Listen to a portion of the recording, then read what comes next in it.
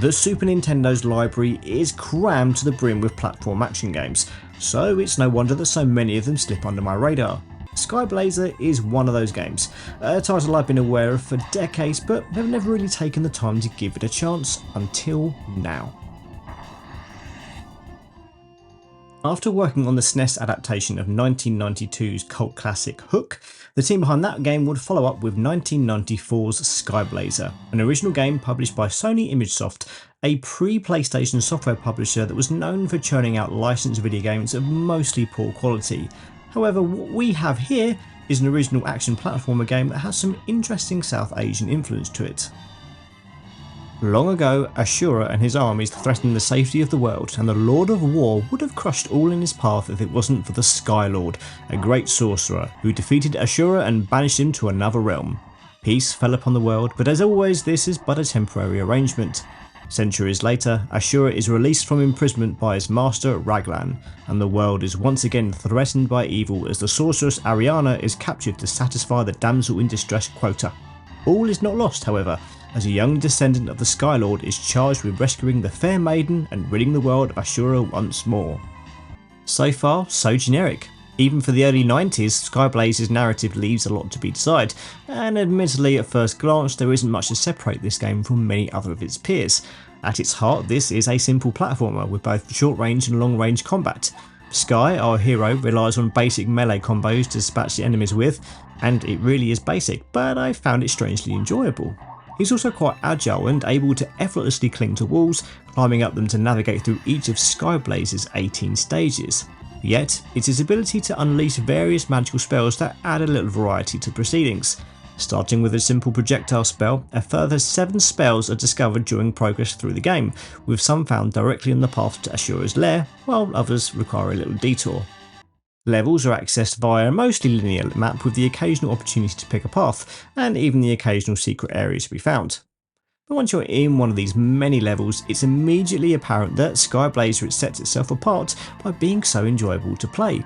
Sky is a joy to control, and with the game limited to a jump, wall climbing, an attack button and a spell button, it's easy to just pick up and play. It's delightfully uncomplicated and all the better for it. The graphics are beautifully bright and bold with an eye-catching main character and a colourful rogues gallery of enemies to battle, while the level design is just as bold and vibrant. Each area looks notably different, with an incredible amount of variety considering the number of levels here. Not all levels play the same either, with standard platforming stages suddenly making way for underwater mazes, side-scrolling flying areas, and even a rotating tower to be climbed. There are even a couple of Mode 7 fueled bonus stages that see you flying to collect gems for extra 1-ups. And as it happens, this is a game that's very generous with those 1-ups, with plentiful gems which grant further lives once 100 are collected, and many more 1-up collectibles out in the world. In some cases you can even keep re-entering particular rooms to collect respawning lives. The level design can add some minor frustrations where crushing walls can be a stumbling block due to some not entirely accurate hit detection, especially when you accidentally attempt to jump onto a platform and end up climbing, usually just as a moving wall is about to squish you. Yet, it's all very much of a moot point as continues are unlimited, and with a password system to keep your progress, Skyblazer is not a long-lived experience. You'll easily see it through to the end in a couple of hours. It's not an entirely straightforward journey, however, as you'll encounter some wonderful boss fights that will be a barrier to progress. Much like the rest of the game, the designs are weird and wonderful and each one requires different tactics to fight. Many of them are Mode 7 enhanced but done in very clever ways, such as this rotating wall where gaps need to be traversed before you attack it, or this rolling creature that grows larger as you cause damage. These gigantic creatures are where some of Skyblazer's admittedly slim challenge truly lies. They're never unfair, and on the contrary, many of them become very trivial, especially those that can be stun locked into an easy defeat. Annoyingly, the last stage of the game partakes in that age-old trope of throwing some of the previous bosses at you one after the other in a gauntlet, but at least you're given plenty of restorative items in between the fights. The magic spells obtained throughout the game are an essential part of Skyblazer. A red bar at the top of the screen is depleted when magic is used and is refilled by picking up red canisters. Meanwhile, as they are obtained throughout the game, spells are selectable using the L and R shoulder buttons. Spells can also be selected when the game is paused, should you be in a situation where scrolling through all of the spells might put you at risk. The aura projectile you start the game with remains useful, but most of the remaining abilities also retain their usefulness through to the very end. The Comet Flash is great for traversing long gaps and also passing through tougher enemies, especially in midair. Healing can be a literal lifesaver, especially during boss battles. The Starfire is a multi-directional attack that is best used when surrounded.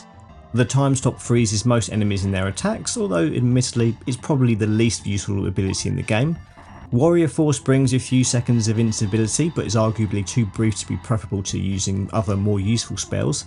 Lightning Strike attacks all enemies on screen, which can be handy when overwhelmed. And finally, the Fiery Phoenix is essential for the final battle with Ashura, especially when destroying his impenetrable shield. I spent most of the game switching between Heal, Comet Flash flying past tougher enemies, and the occasional Starfire for a few of the bosses.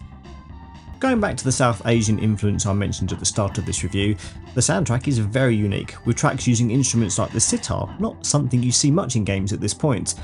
These tracks are quite short and looped quite a lot, but at least there's something a little different and somewhat pleasant to listen to. The levels themselves feature many recognisable elements of South Asian architecture as well, which helps to elevate Skyblazer's presentation that little bit further. On a system crammed to the rafters with action platform titles, it is easy to see why this game was looked over at the time, but it's a title that has deservedly grown a little bit of a cult status over the years. There's nothing that this game does that is particularly new, and it is a very easy and brief game despite the large number of stages.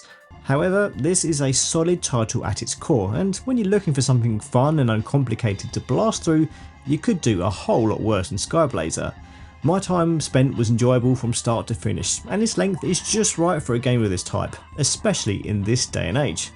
In short, Skyblazer is absolutely a game worth spending your time with.